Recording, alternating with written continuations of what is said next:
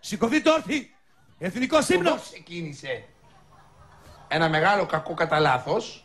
Τι κακό Όχι από σένα. Τι? Από τον Λαζόπουλο και την κριτική του ότι έλεγα εγώ τον ύμνο και δεν σηκωθήκατε. Ναι.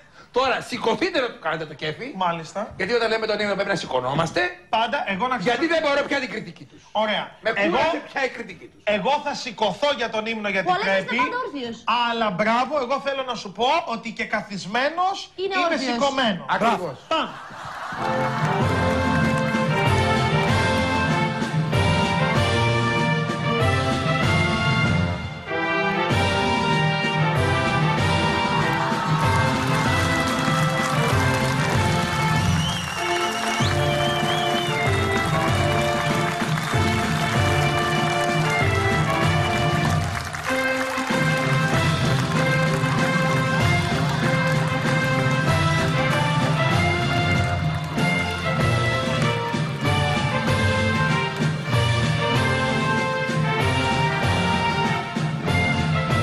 Θα πει κανένα στίχο.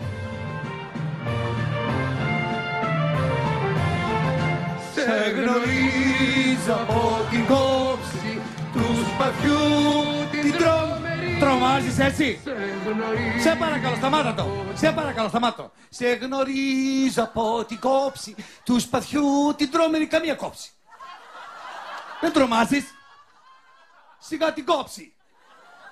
Τελείωσε. Θα συγκινηθώ άλλη φορά. Δεν προλαβαίνω τώρα.